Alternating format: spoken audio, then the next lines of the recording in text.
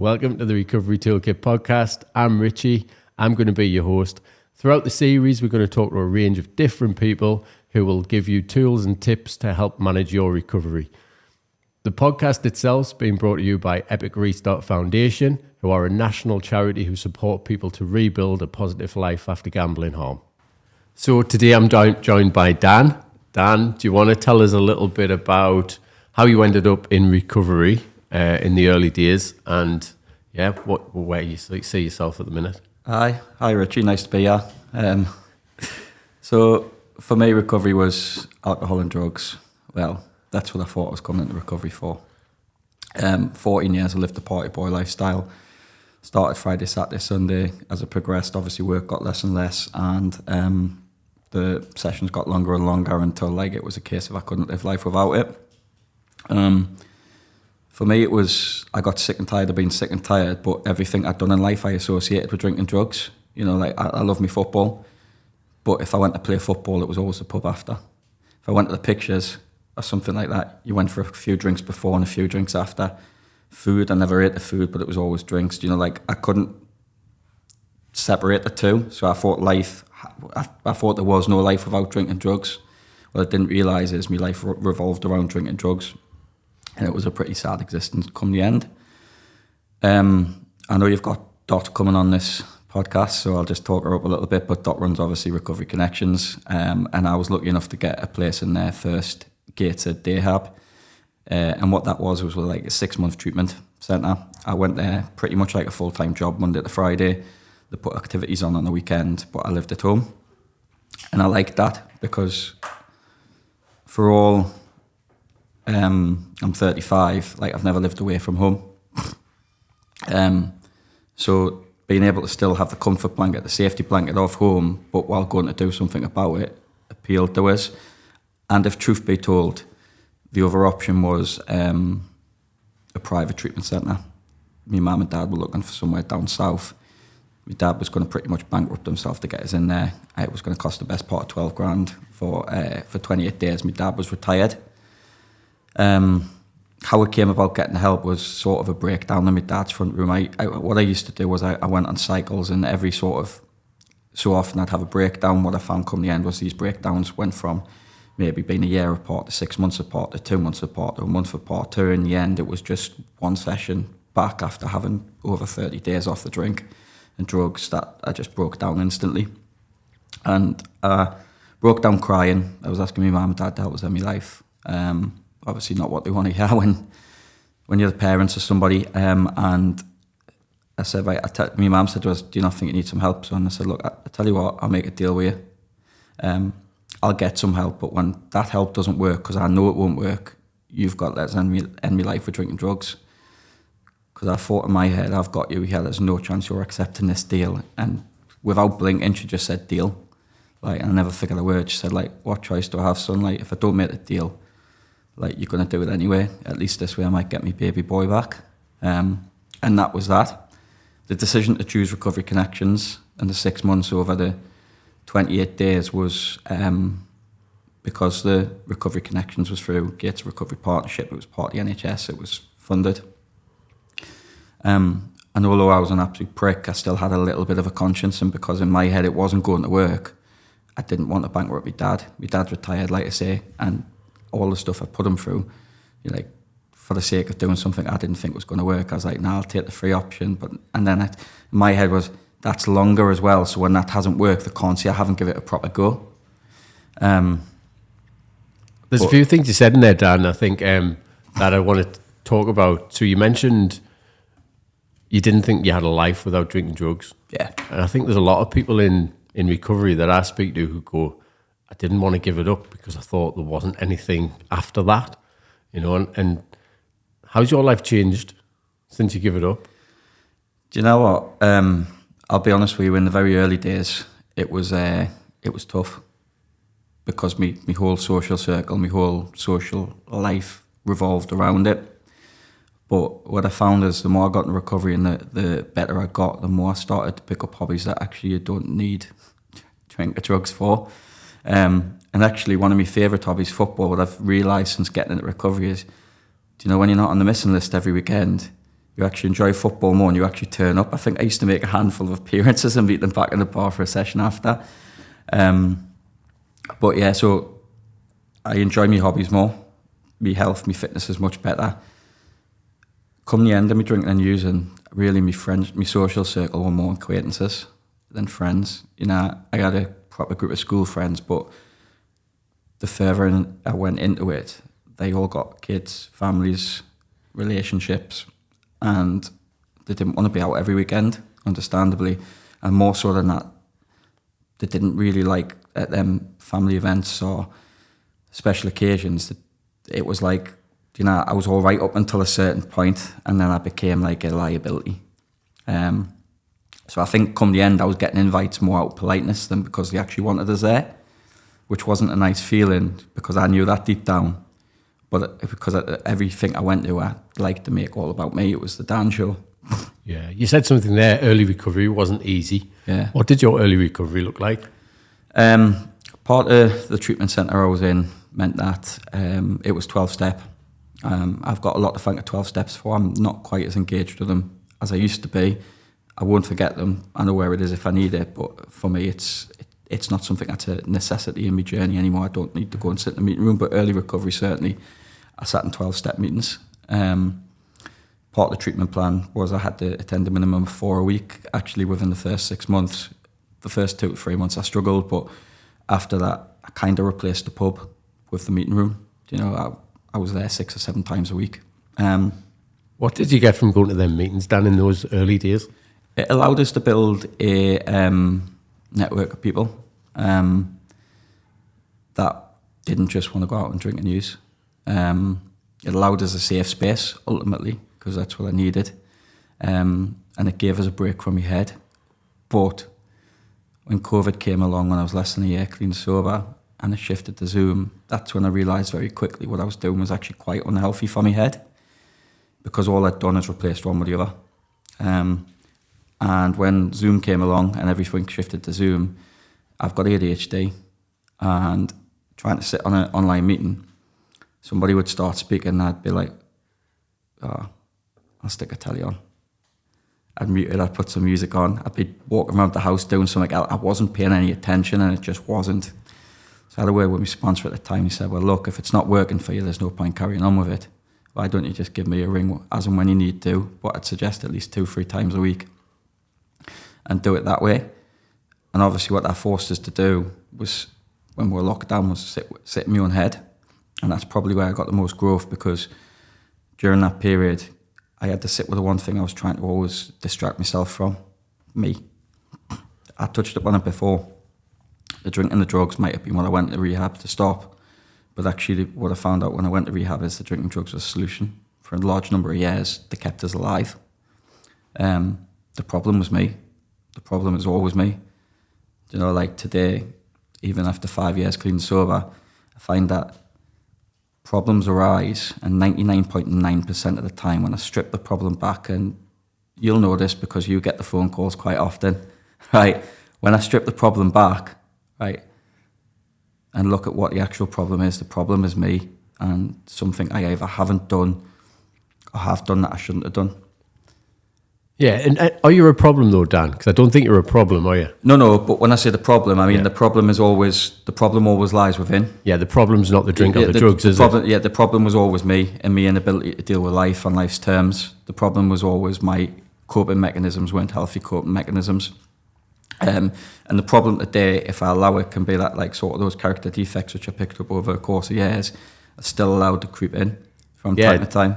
And it's avoidance, isn't it? Oh yeah, 100%. You know? And you walked in the studio today and said, "I'm doing this to avoid doing something else." So they're still there, aren't they? But we just have much healthier ways of avoiding our feelings, our emotions now. Yeah. Is that what you would agree with? Yeah, 100%. Yeah, like avoidance is massive for me. Like if there's something which I know I need to do, I'll always try and find everything else to do before I've got to do it. I touched up on my sponsor. Usually when I've got a problem, my protocol is run. If that doesn't clear it, sit in a bit of pain and then ring somebody. And I'll either ring you or my sponsor. If I ring you, I know I'm going to get straight up. If I ring my sponsor, what I know I'm going to get is usually if I'm ringing my sponsors, because I already know the answer. And I know what he'll do is, what he always does, he'll look at it, he'll laugh and say, huh, how long you been sat with that one for?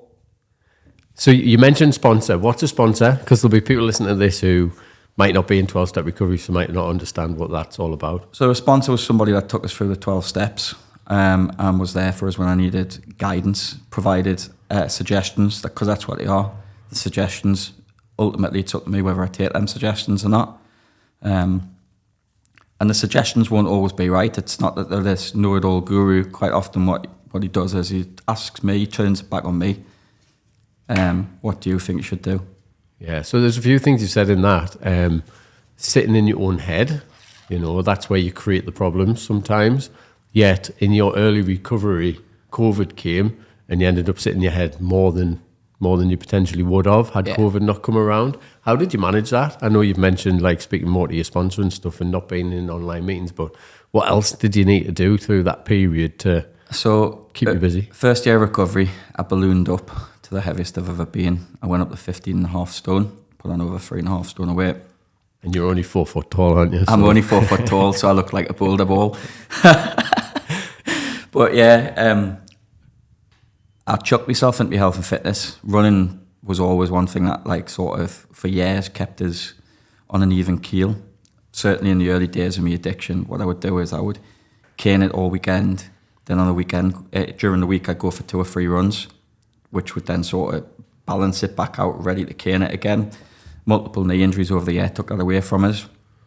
My knees are, well, as sorted as well as it can be now, but I got back into me fitness. Like, I ran pretty much every day during COVID, give myself the odd day off, and then I would take myself out for a walk. I'm lucky enough that Saltwood Park's on me doorstep, a really big park, plenty of green space. So when I wasn't running, I'd take myself for a walk down there with headphones in and just connect with nature really, and just give myself time to think. Yeah, so you've been on quite a journey then, haven't you? If you went up there 15 stone, and I mean, I can see that you're not that now, and you're a lot fitter than you used to be. What lies behind that? What's the driving force behind all that, do you think? I say COVID made us realise how good exercise was for my head. I neglected it in favour of the short-term fixes, early recovery. I neglected it because if I had a bad day, my answer was, instead of picking a drink or a chug up, I'd hit a bag of Haribo, a share-sized bar of chocolate to get that instant dopamine that I wasn't getting from the drink or drugs to sort of help cope with it. Actually, exercise gives us the dopamine I need. It also gives us clarity. Like I say, it's my form of meditation. So when I go out for a run, if I've got a problem, 9 times out of 10, that problem drifts away because it'll become clear what I need to do.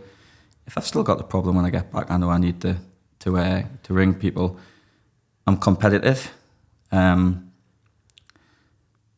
So obviously, the group of friends that I've got now, we're all into sort of similar sort of stuff. So when we're doing it, I like to try and be as best as I can. And that's a competitive nature. And I touched upon football earlier on. Obviously, when I got clean and sober, I tried to go back to my pub team while I was in rehab, but part of my contract said I couldn't go back to a pub. I couldn't go in a pub while I was in the treatment plan. That made it very difficult because after every training, every game, all the lads were going back to the pub and I just didn't feel like part of the team, so I left that very quickly because I realised it wasn't a safe environment for me to be in. But what that gave us the incentive to do is start my own football team up. And I started that up during the end of the lockdown. George Street Social we were called, and the idea behind it was to give people in recovery and those who wanted to improve their mental health a safe space to play football without the everyday pressures that comes with football, the win at all cost mentality, the pub culture that is in today's football. Yeah, it's massive, isn't it? Yeah. So obviously I wanted to enjoy my football, and one thing I learned over the years is when you are unfit, you do not enjoy football. Do you know, like when you're on a pitch, I'm like 35 now, when you're chasing around 18, 19-year-olds and you're out of breath after a 10-second sprint and it takes you 3-4 minutes to recover from that, you just don't enjoy it. So part of me driving force behind being as fit as possible as well really was to enjoy my football again, like to enjoy one of my passions in life. And then you went on a bit of a journey with George Street as well, didn't you? Started off started off pretty dire, in all honesty. But do you know what? During that first season, I would say win, draw, lose, but we only won twice all season, so it was very rarely win, right? But do you know, we get walloped some weeks, and because of what the team was about, the lads still had a smile on their face at the end. They weren't happy we were getting beat, but it was more than that for them. Yeah. It was more like a family. Obviously, the end of the first season, one of the 2 games we did win was a cup semi-final. Don't ask which put us in a cup final.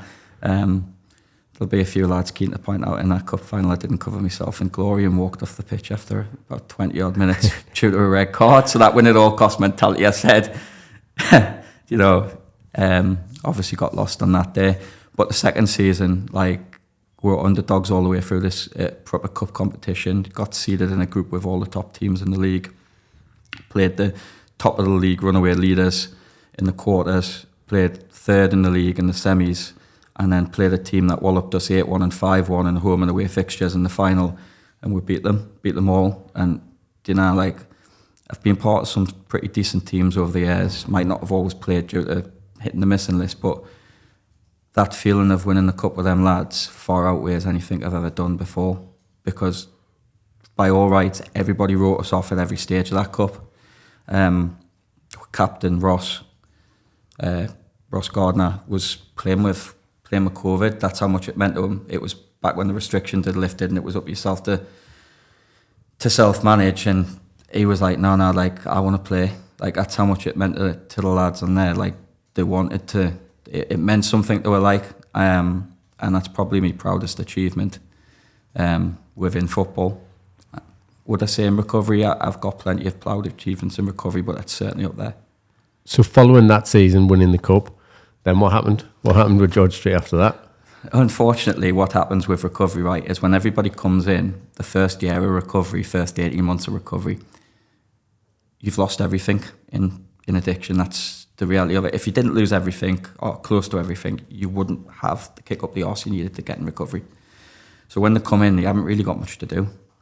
So the thought of having this team to play for on the Saturday that was going to take away probably one of the worst days of the week for them was a bonus. But, you know, as you watch people get better, and it's a beautiful thing to watch people get better, but actually what that meant is the availability went from having 15, 16 lads available on the weekend to struggling to get 10, 11 players out on a Saturday. So unfortunately, the team went the distance at the end of that year. I say unfortunately, do you know what? It is unfortunate because I do think it helped a lot of people in the time it was around. However, the reason that it went the distance actually fills us with a bit of pride, because it went the distance because people got better. Yeah. People no longer needed that distraction all day Saturday. They had the families back in their life. Yeah, you know, and that's the thing, isn't it? That's what we always pride ourselves on, giving hope and inspiration to people, you know, and I think that's what that football team was doing, wasn't it? And the fact that it's no longer together is a plus. It's a positive thing, because like you say, people don't need it like they needed it in early recovery. And we all need different things at different times of our recovery. So I always say to people, find what works for you. And when it doesn't work for you anymore, find something else. Because that's how recovery works.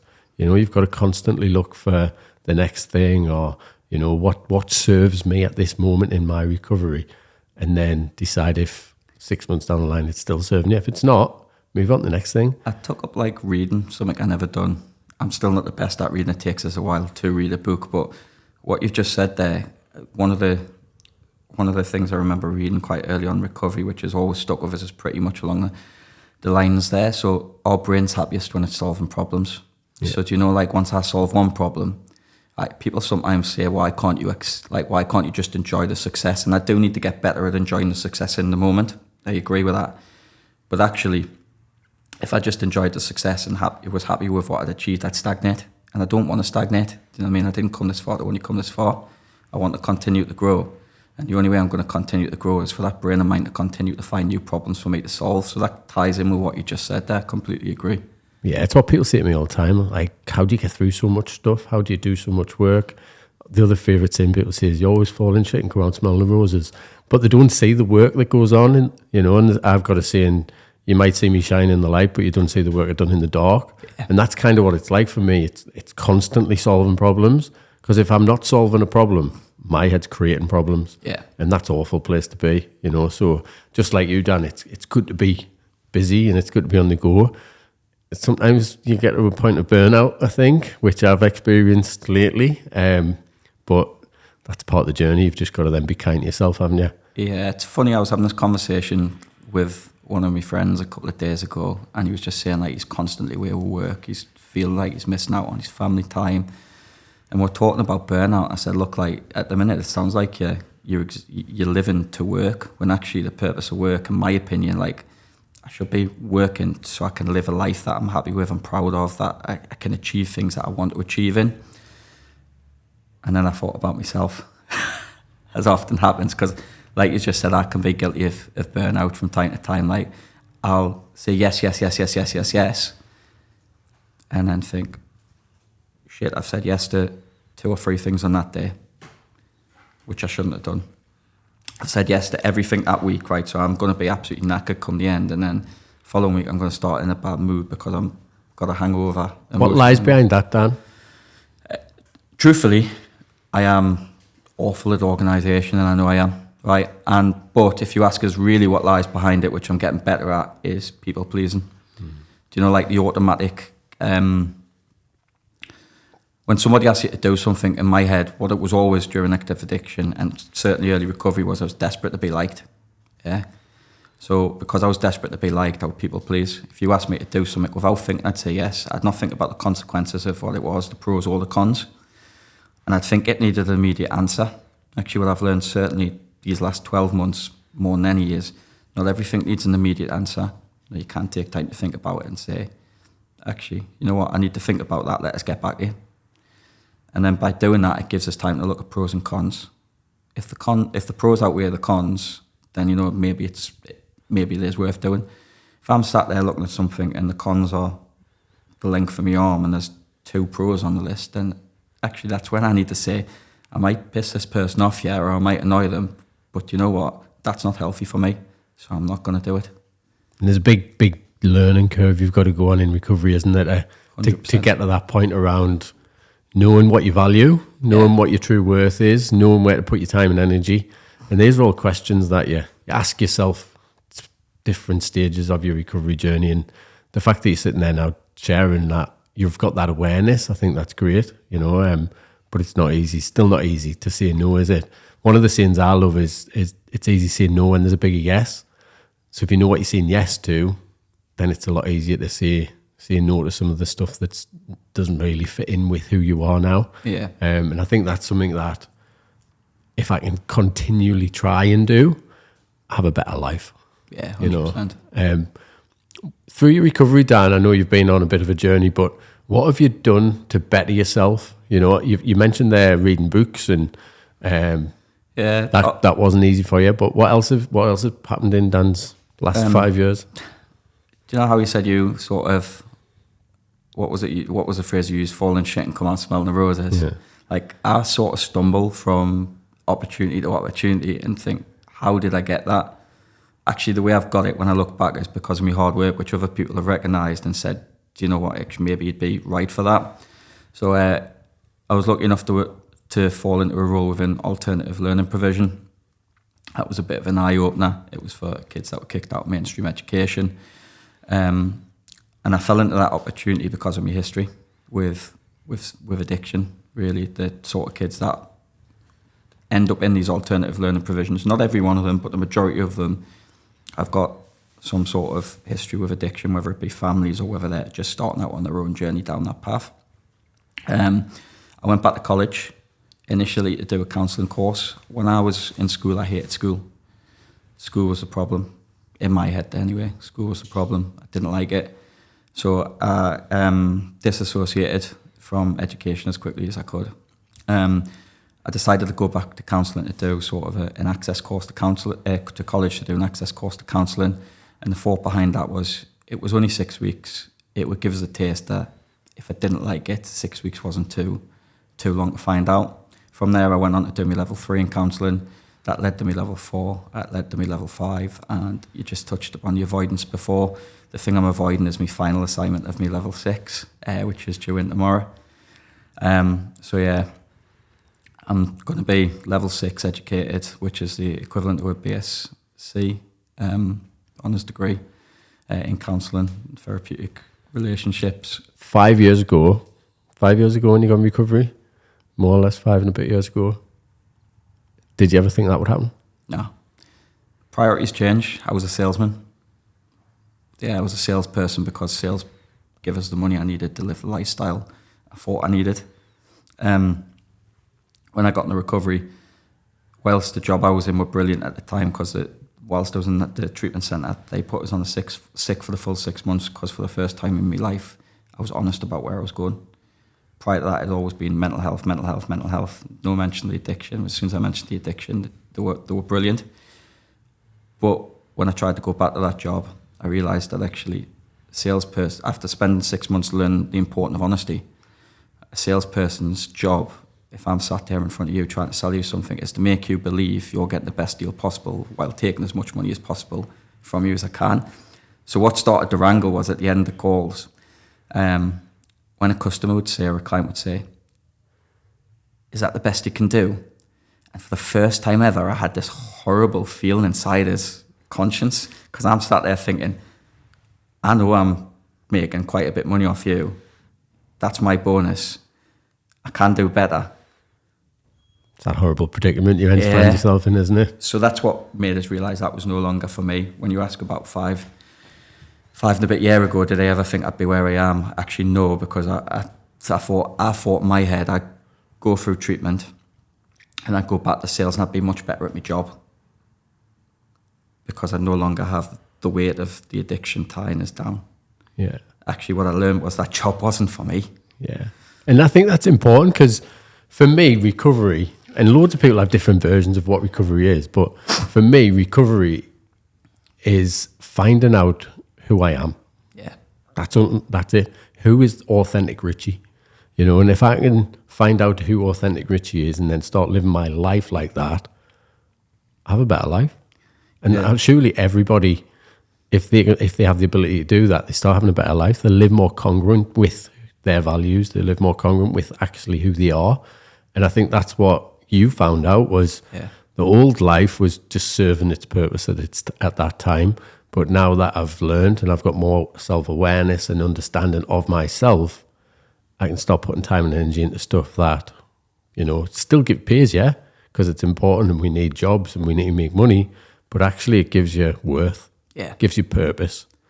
And that's got to be what we're all trying to aim for, surely. It far outweighs, like, working in a job where I actually get satisfaction from, far outweighs just working a job just to go home and pick up a paycheck, and the paycheck might be nice at the end of it, right? But the reality is I'm not money driven at the minute. I need money to live the lifestyle I live, but you know what?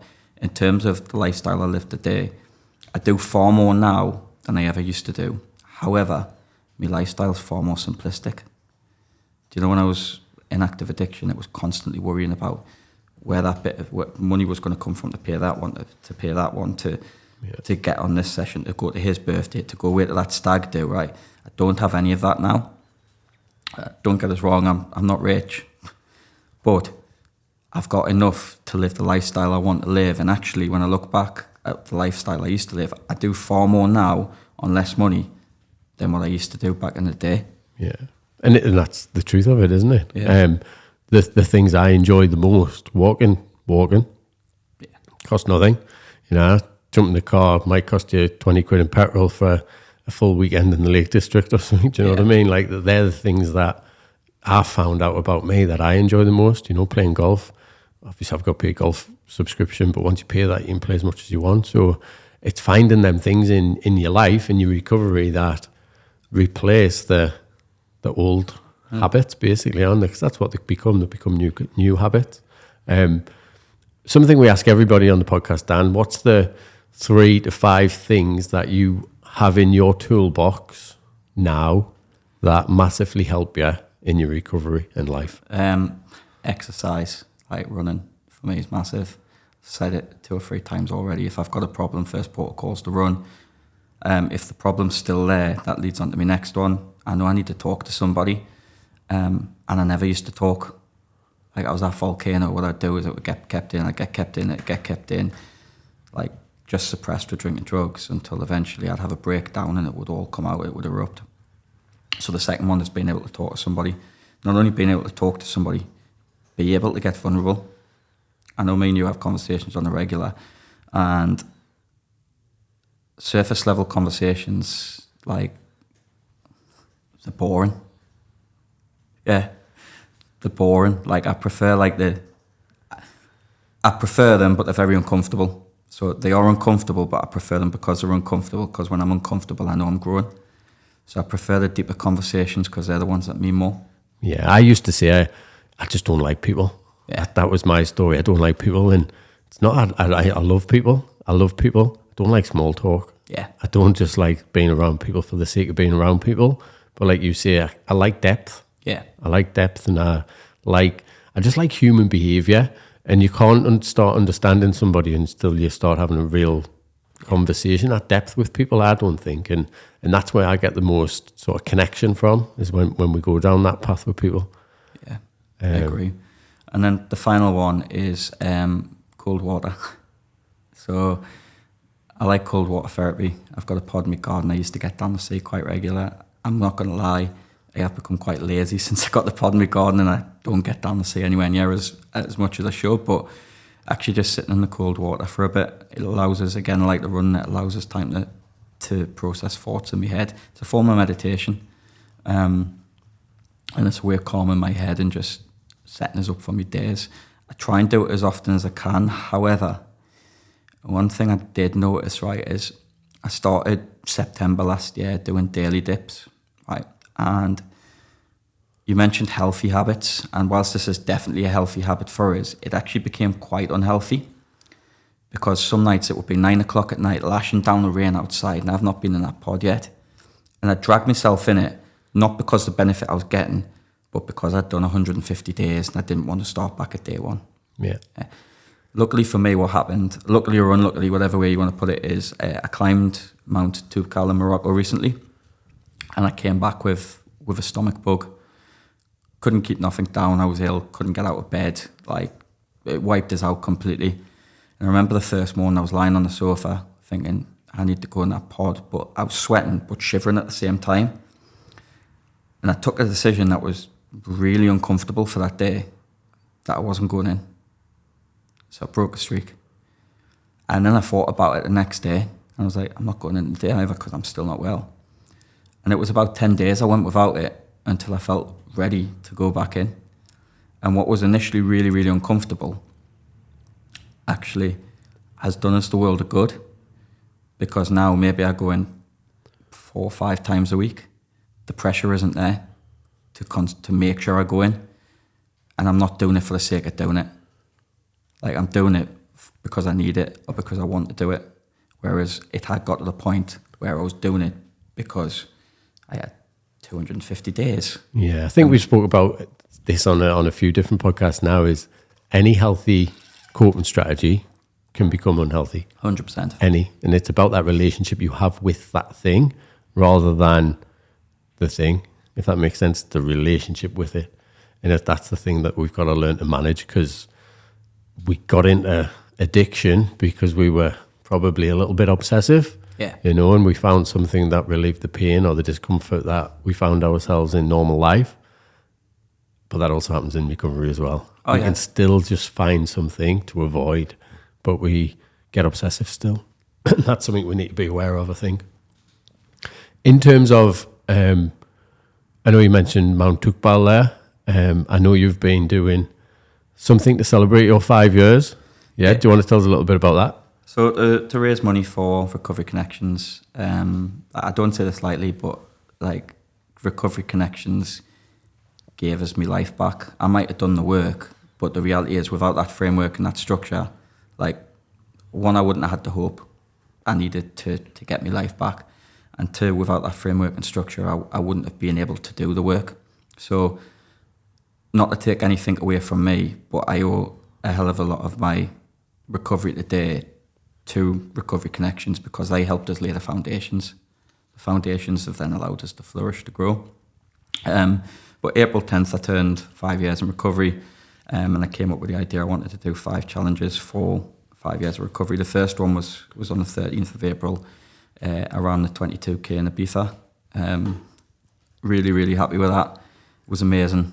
Brilliant time with one of my best mates in recovery, Trev. He's been on this podcast. Great lad. But I ran it in... that was a success story because I ran it in a time I wanted to run. I smashed me PB for my half marathon. I wanted sub 130. I done 127. I was buzzing. There is a reason I'm sort of going down this because we're going to come to... Yeah. Challenge 2 was my Mount Toolkit.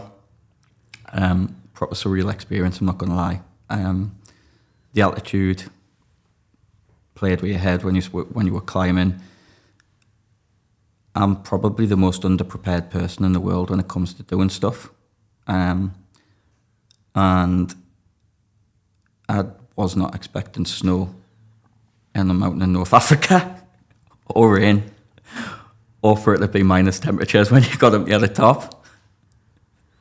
So that was a bit of a shock, but you know, the sense of achievement when I got up there was great. Again, I'd done that with somebody I've only met whilst I've been in recovery. I met him through Ice Guys, the men's mental health cold water group, and that was brilliant. We're both doing it for our own reasons. Challenge 3, the Edinburgh Marathon. I mentioned that I got a stomach bug. When I signed up to that marathon, I signed up because I wanted to do it in a time. I also signed up to do it with the lads, but when I signed up, I became obsessed with a time, and my time was I wanted sub 3:15, 3 hours 15. Like when I came back from Morocco with the stomach bug, there was 2 weeks to go until Edinburgh, and I remember having a conversation with yourself on the Monday of the week of Edinburgh because I wasn't going to run. I still couldn't eat. I was very weak. Like, it wasn't ideal preparation. I hadn't ran since the beginning of May, like the first weekend of May. So preparation couldn't have been any worse. We had a conversation, and the conversation went along the lines of, why don't you run it with a couple of lads that are running it just to get round? Now, what I couldn't differentiate at the time is I couldn't. My pride and ego got in the way. That's the top and bottom of it, yeah. It wouldn't allow us to. My head said, you've already done a 3 hour 15 marathon round the doors. You were going there to get 3:15. That was your goal, your objective. And if truth be told, I lost sight of what was important. I came to the decision I was going to run it my way because in my head, if I ran it my way and I failed my way, I could accept that more than doing it the other way, getting round, but then having that, you could have went for a time. I didn't want to have that regret, if you like, that what if. So I'd done it my way, and I dropped out injured at 12.75 miles. My knee gave way on us. Would I have completed it? Truthfully, I don't know. I was running well at that point. However, what would I have been like with pretty much no preparation? With pretty much no preparation when I hit the wall, I don't know. But I was running well. I dropped out due to injury. It hurt. I had the conversation with yourself again. It hurt. I'm not going to lie. I could accept it because I went out on my terms, but I was also the only one that didn't finish.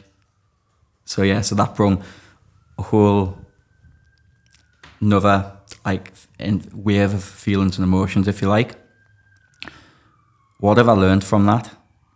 Well, I've learned that, you know, that thing which I tell people, you need to park your pride and your ego. Actually, I need to take my own advice from time to time.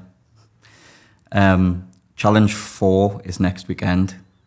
I'm running the Rat Race Wall, ultra marathon, 70 miles, Carlisle and Newcastle. By chance, my best mate is also running.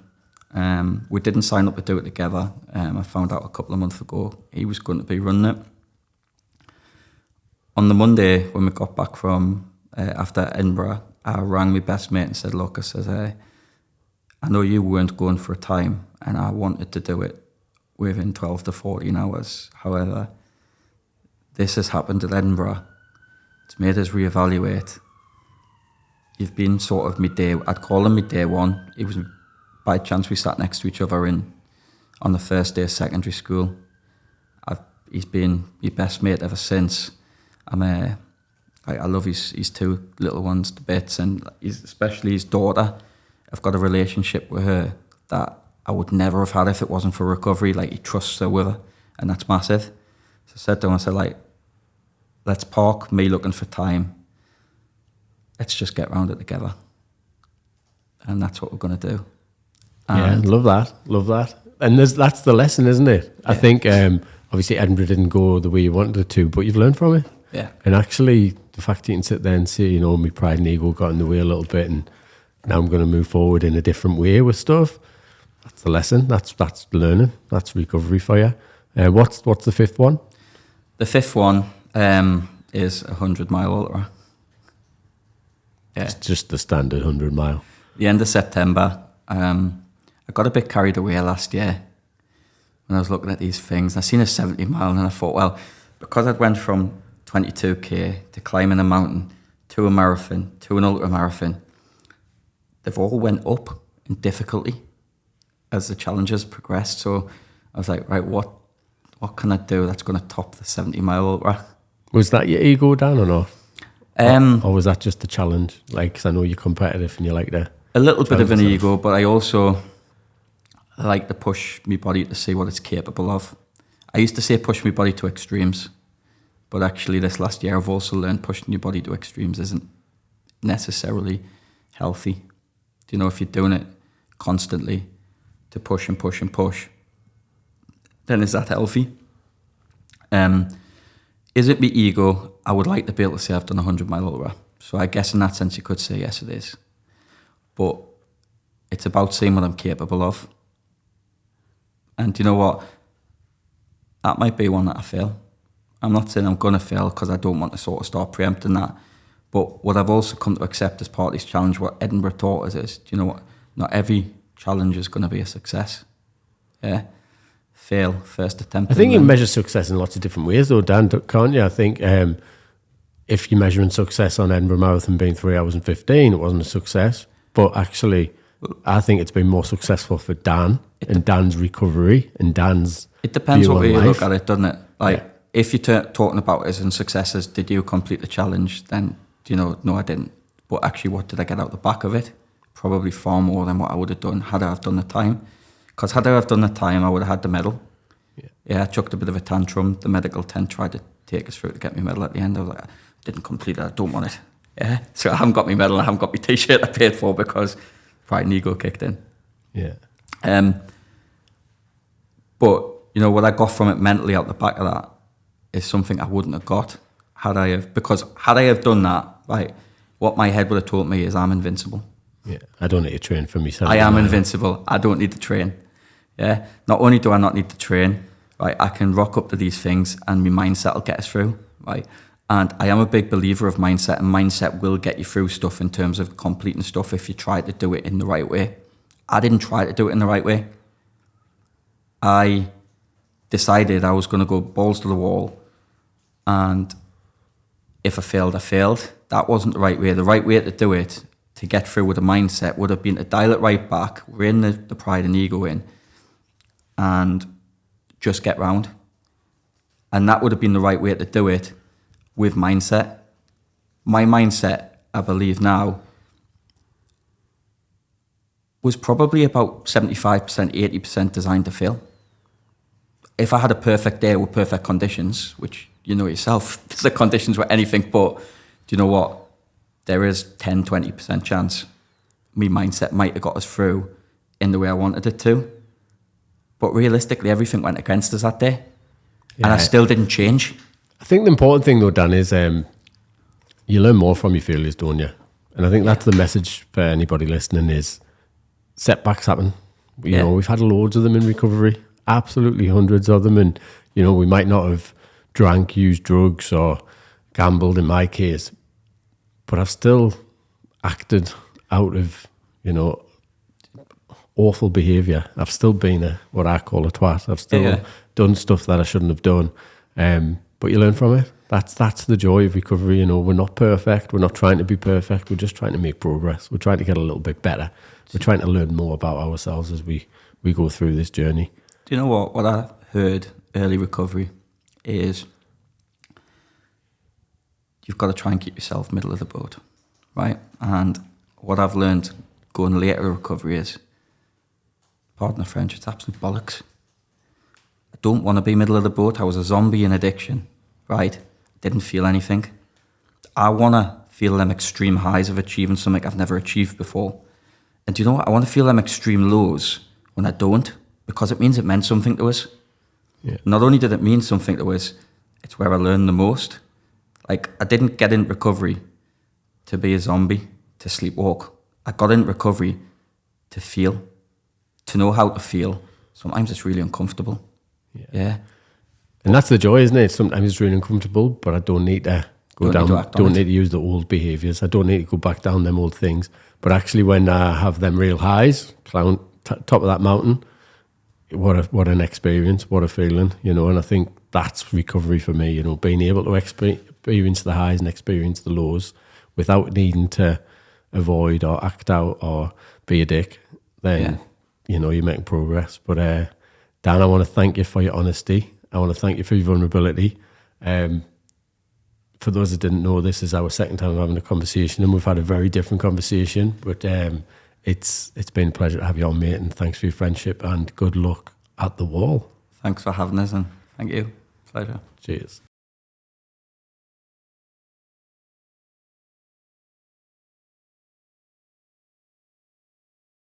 Thanks for listening to the Recovery Toolkit podcast. If you took something positive from it, then why not subscribe? If you or somebody you know has been suffering gambling-related harm, why not head over to our website where you can join our community? The link is in the show notes.